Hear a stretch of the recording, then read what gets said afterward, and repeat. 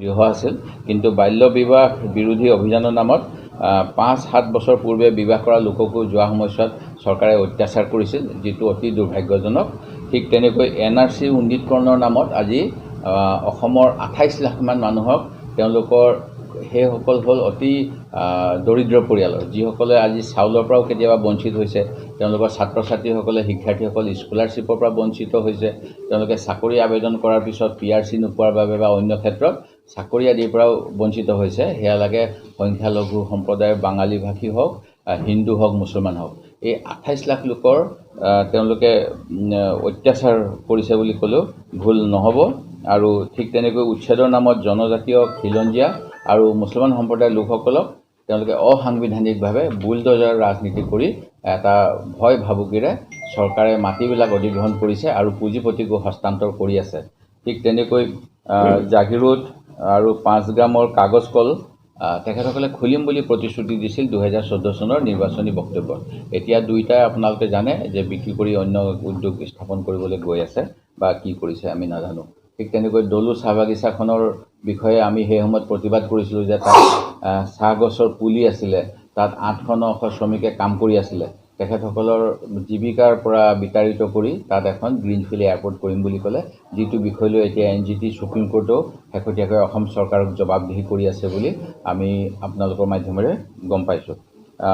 বছৰি 2 কোটি কেন্দ্ৰীয় চৰকাৰৰ সংস্থাপন, অসমৰ ক্ষেত্ৰত প্ৰতি বছৰে 5 লাখকৈ যুৱকক সংস্থাপন, এইবিলাকতো মানে একেবাৰে ভুৱা প্ৰতিশ্ৰুতি হিচাপে ইতিমধ্যে ৰাইজৰ চকুত ধৰা পৰিছে। ঠিক তেনেকৈ যোৱা সময়ছোৱাত কোৱা হৈছিল ভাল দিন আহিব, মূল্যবৃদ্ধি ৰোধ কৰা হ'ব। কিন্তু এই মাজতে নিৰ্বাচনৰ ধামখুমীয়াতে আমি দেখা পাইছোঁ যে আলুৰ দাম 10 টকা বৃদ্ধি হ'ল বুলি গম পাইছোঁ। ৰদৰ দাম যোৱাকালি প্ৰতি টনত 8,000 টকাকৈ বৃদ্ধি পাইছে আৰু অন্যান্য সামগ্ৰীতো দৈনন্দিন বৃদ্ধি পায়ে আছে, যাৰ ফলত বজাৰত আমাৰ মানুহৰ ক্ৰয় ক্ষমতা কমি গৈছে আৰু যিটো ধনী দুখীয়াৰ বৈষম্য, এই বৈষম্য বৃদ্ধি পাইছে বুলি অক্সফাম আৰু বিভিন্ন সংস্থাৰ ৰিপৰ্টত ইতিমধ্যে প্ৰকাশ পাইছে। সেই গতিকে UPA চৰকাৰৰ দিনত ভাৰতৰ মুঠ ঘৰুৱা GDPৰ উৎপাদন বৃদ্ধিৰ হাৰ আছিল 7.68 আৰু নৰেন্দ্ৰ মোদী চৰকাৰৰ দিনত এই GDPৰ ৰেট হৈছে 5.47। ভাৰতীয় টকাৰ মূল্য ডলাৰৰ সমান হ'ব বুলিও বিজেপি দলে প্ৰতিশ্ৰুতি দিছিল, কিন্তু এতিয়া বোধ কৰোঁ ডলাৰৰ মূল্য প্ৰায় 85 টকা হৈছে। ভাৰতৰ 70% লোকে এতিয়াও নিজৰ পেটৰ ভাত মুঠিৰ বাবে হাহাকাৰ কৰিবলগীয়া হয়। আগন্তুক 5 বছৰলৈও 5 কেজিকৈ বিনামূলীয়া চাউল দিম বুলি কোৱা হৈছে, কিন্তু ইয়াৰ পৰিৱৰ্তে যি ধৰণেৰে যুৱকসকলৰ নিযুক্তিৰ ব্যৱস্থা কৰিব লাগিছিল, উৎপাদনশীল কামত ব্যৱহাৰ কৰিব লাগিছিল, সেইবিলাক একো কৰা হোৱা নাই। আৰু ইয়াৰ পৰিৱৰ্তে আমাৰ নেতা ৰাহুল গান্ধী ডাঙৰীয়াই 5টা ন্যায়ৰ কথা কৈছে, যাৰ যোগেদি 1 লাখ টকাকৈ এবছৰত অৰ্থাৎ মাহেকত 8,500 টকাকৈ দি প্ৰতিজন গ্ৰেজুৱেট বা ডিপ্ল'মা হোল্ডাৰক এপ্ৰেণ্টিছ খাটিবলৈ ব্যক্তিগত বা চৰকাৰী কোম্পানীত ব্যৱস্থা কৰি দিয়া হ'ব। ঠিক তেনেকৈ আমাৰ আশাকৰ্মী, স্বাস্থ্যকৰ্মী অথবা অংগনবাদী আৰু দুপৰীয়া আহাৰৰ ৰান্ধনীসকলৰ যি কেন্দ্ৰীয় অনুদান দিয়া হয় তেওঁলোকৰ দৰমহাৰ ক্ষেত্ৰত মাননি, সেইখিনি দুগুণলৈ বৃদ্ধি কৰা হ'ব। আৰু আটাইতকৈ ডাঙৰ কথা যে চাহ শ্ৰমিকসকলকো 2014 চনত বিজেপি দলেই কৈছিল আমি আপোনালোকৰ মজুৰি 351 টকা নগদ ধন বৃদ্ধি কৰিম, কিন্তু এতিয়াও সেইখিনি হৈ নুঠিলে। আমাৰ চৰকাৰ আহিলে দিল্লীত 400 টকা নিম্নতম মজুৰি হ'ব বুলি ইতিমধ্যে ন্যায় যাত্ৰাৰ পৰৱৰ্তী সময়ত কৰা ঘোষণা যোগেদি ঘোষণা কৰা হৈছে। তেনেকৈ মহিলাসকলৰ বাবেও যিটো অৰুণোদয় আঁচনি, এই অৰুণোদয় আঁচনি এতিয়া কোৱা হৈছে যে সকলোকে ইয়াত অন্তৰ্ভুক্ত কৰা হ'ব, কিন্তু কোনো নিৰ্দিষ্ট সময়সীমা দিয়া হোৱা নাই। নিৰ্বাচনৰ পূৰ্বে এইবিলাক টোপ হিচাপে ব্যৱহাৰ কৰা হয়, যাৰ বাবে ভুৱা অৰুণোদয় ভুৱা এই সময়ত বিতৰণ হৈ আছে। ঠিক এনেবিলাকৰ বিপৰীতে কংগ্ৰেছ দলে ইতিমধ্যে যোৱা সময়ছোৱাত তেলেংগানা, কৰ্ণাটকত যিবিলাক 5টাকৈ প্ৰতিশ্ৰুতি দিছিল সকলোখিনি পূৰণ কৰিছে আৰু আমাৰ চৰকাৰৰ ফালৰ পৰাও দিল্লীত চৰকাৰ হোৱাৰ যথেষ্ট সম্ভাৱনা আছে, যিহেতু প্ৰথম পৰ্যায়ৰ নিৰ্বাচনত বিজেপি দলে তেওঁলোকৰ আশা কৰাতকৈ বহুত বেয়া কৰিছে আৰু তাৰ ফলতে মোদী ডাঙৰীয়াই বৰ্তমানে সাম্প্ৰদায়িক মন্তব্য দিবলৈ আৰম্ভ কৰিছে, যিটো খুব আচৰিত কথা। যি সময়ত 10 বছৰ থকাৰ পিছত তেখেতে গুজৰাট মডেল হওক বা যিকোনো মডেলৰ উন্নয়নৰ কথা ক'ব পাৰিছিল, উন্নয়নৰ পৰিৱৰ্তে মানে সাম্প্ৰদায়িক মন্তব্য দি আছে। আৰু সেই সময়ত আমাৰ ফালৰ পৰা প্ৰতিজন কেন্দ্ৰ চৰকাৰৰ 30 লাখ চাকৰি এতিয়াও খালী হৈ আছে, ভৰ্তি কৰিব পৰা অৱস্থাত আছে। আৰু এইখিনি ডিফেন্সৰ যি অগ্নিবীৰ তাৰ অতিৰিক্ত ডিফেন্সৰ ক্ষেত্ৰত বহুত পদ খালী হৈ আছে। এই গোটেইবিলাক কংগ্ৰেছৰ চৰকাৰ আহিলে পূৰণ কৰা হ'ব বুলি ইতিমধ্যে প্ৰতিশ্ৰুতি দিয়া হৈছে। মহিলাসকলৰ বাবে মাহেকত অৰুণোদয়ৰ নিচিনাকৈ 8,500 টকাৰ ব্যৱস্থা কৰাৰ কথা কোৱা হৈছে। আমি আশা কৰোঁ ৰাইজে কংগ্ৰেছৰ যি পূৰ্বৰ প্ৰতিশ্ৰুতি ৰক্ষা হয়, এই গোটেইখিনি কথা মানি ল'ব আৰু কংগ্ৰেছ দলৰ সপক্ষে মতদান কৰিব। আৰু বিজেপি দলৰ যিটো বৰ্তমান স্থিতি, এয়া সঁচাকৈয়ে চিন্তনীয় হৈ পৰিছে। কাৰণ এহাতেদি মোদী ডাঙৰীয়াই মুছলমান বিদ্বেষী বক্তব্য আগবঢ়াই আহিছে আৰু অসমত তেখেতসকলে সংখ্যালঘু ভোট নালাগে বুলি কোৱাৰ পিছত এতিয়া মানে হেডলাইনেই কয় যে তেওঁলোকে কেনেকৈ হাবাথুৰি খাব লগা হৈছে ভোট বিচাৰি। সেই গতিকে সংখ্যাগুৰুসকলকো মই ধন্যবাদ জনাইছোঁ, প্ৰথম পেজৰ সংখ্যালঘুসকলকো ধন্যবাদ জনাইছোঁ।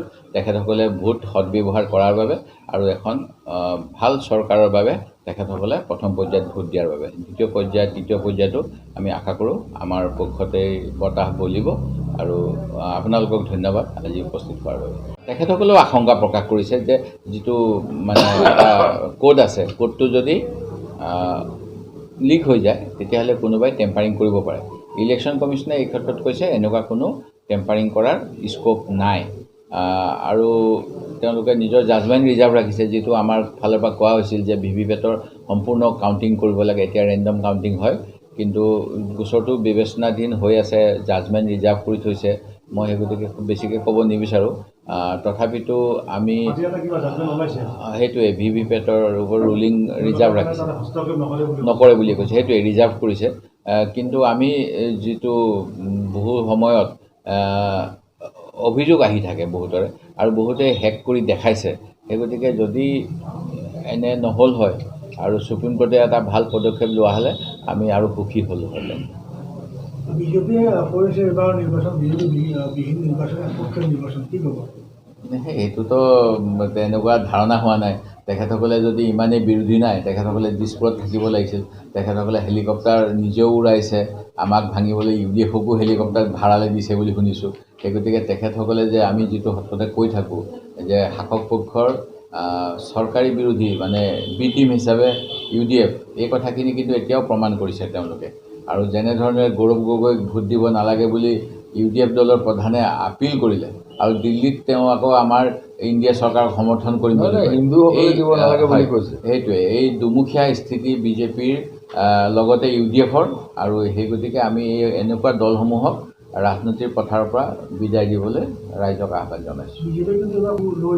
মই সেইটোৱে ক'লোঁ, তেখেতসকলৰ নিয়ম মতে তেওঁ কৈছিলে যে কংগ্ৰেছক 60 বছৰ দিলে, মোক 60 দিন দিয়ক, 6 মাহ দিয়ক। তেখেতকতো অসমৰ ৰাইজে, ভাৰতবৰ্ষৰ ৰাইজে 10 বছৰ দিলে।